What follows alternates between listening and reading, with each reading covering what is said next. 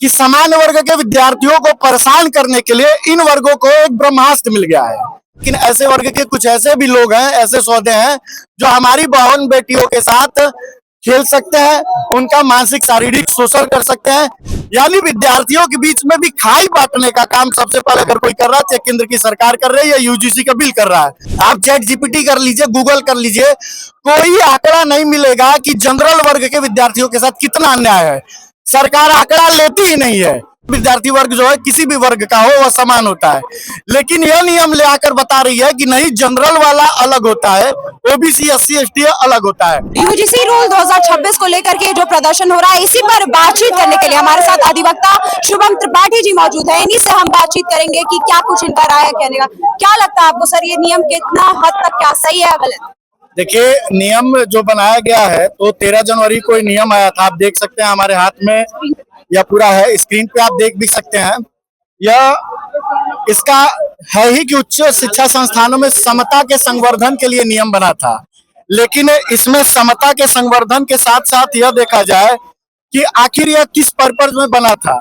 जिस पर्पज में बना था उस पर्पज को फॉलो नहीं कर रहा है, क्योंकि इसमें आपने तमाम नियम बनाए। ठीक है कि आपने नई शिक्षा नीति 2020 जो पूर्ण समता और समावेशन की बात करता है, उसके आधार पर आपने नियम बनाया, लेकिन उस नियम के अंतर्गत हम देखेंगे तो इसका जो दूसरा नंबर क्लाज है उसमें उद्देश्य लिखा हुआ है कि धर्म, नस्ल, जाति, लिंग और जन्म स्थान और दिव्यांगता के आधार पे विशेष रूप से अनुसूचित जाति, जनजाति, सामाजिक एवं शैक्षणिक रूप से पिछड़े वर्गों, आर्थिक रूप से कमजोर वर्गों, दिव्यांगजनों या अथवा इनमें से किसी भी सदस्यों के विरुद्ध भेदभाव के खिलाफ यह नियम बना है।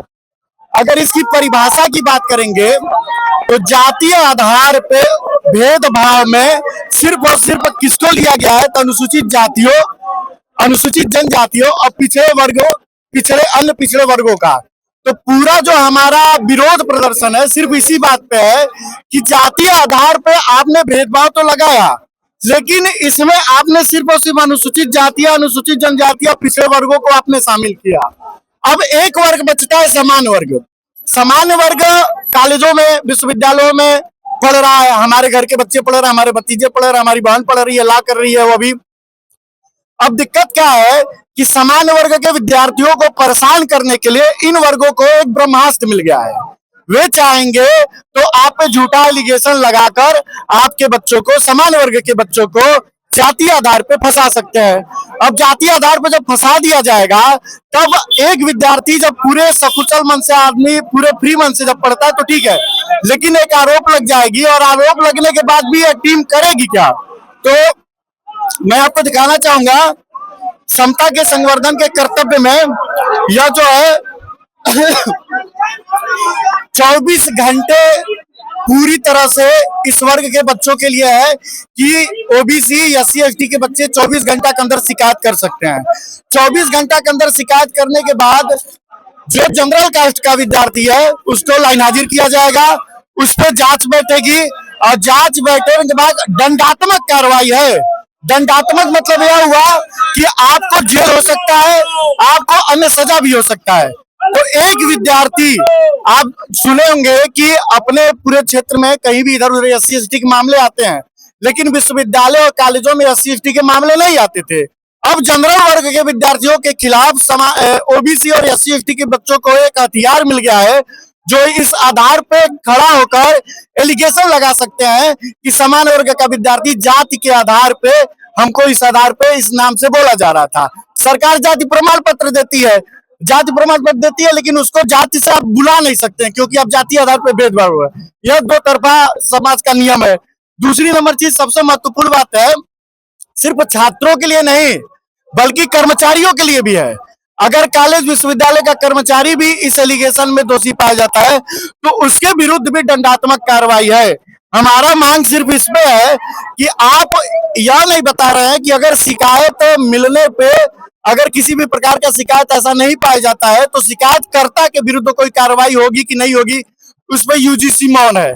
साथ ही साथ सिर्फ और सिर्फ सामान्य वर्ग को विचलित करने के, सामान्य वर्ग के विद्यार्थियों के लिए मैं इस बात को कहता हूं, हमारी बहनें, सामान्य वर्ग की जितनी भी बहनें हैं, बेटियां हैं, उनके खिलाफ आने वाले समय में एक बहुत बड़ा तबका जो ओबीसी एससी एसटी के ऐसे मैं सबको नहीं कह रहा हूं, लेकिन ऐसे वर्ग के कुछ ऐसे भी लोग हैं, ऐसे सौदे हैं जो हमारी बहन बेटियों के साथ खेल सकते हैं, उनका मानसिक शारीरिक शोषण कर सकते हैं, सिर्फ इसी आधार पे कि अगर आप हमारे साथ इस तरह नहीं बिहेव करोगे तो हम आपके एलिगेशन लगाएंगे, हम आपको कॉलेज से निकलवा देंगे, हम आपको विश्वविद्यालय से निकलवा देंगे। तो इन्हीं मुद्दों पे हम लोग का यह पूरा प्रक्रिया, अभी हम लोग विरोध प्रदर्शन कर रहे हैं, इन्हीं आधार पे हम लोग आपको बात कर रहे हैं।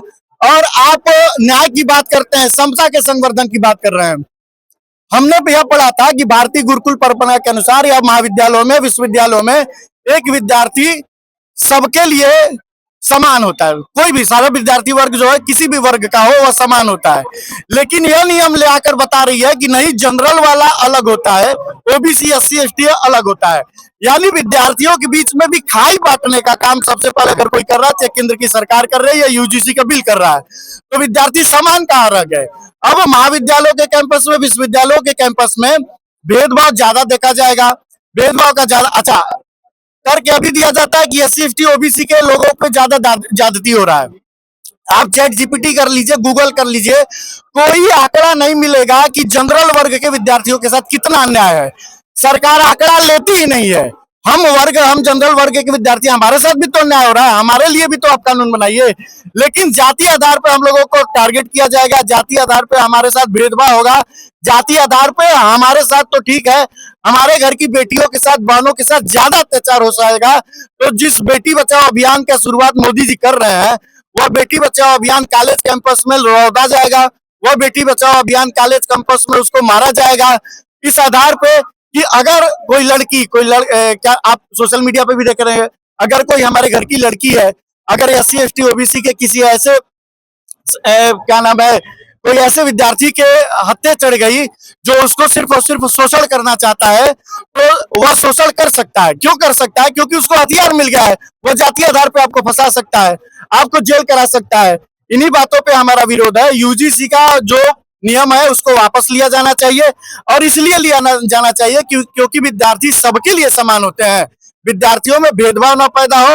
और भेदभाव अगर हम कॉलेज कैंपसों में देखेंगे तो समाज में भेदभाव तो है ही, हम आगे भारत को एक नहीं कर रहे हैं, भारत को अनेक कर रहे हैं। तो अनेक करने की दृष्टि से यह नियम लाया गया है। भारत को एक करना है तो इस बिल को वापस लेना पड़ेगा। बहुत बहुत धन्यवाद आप।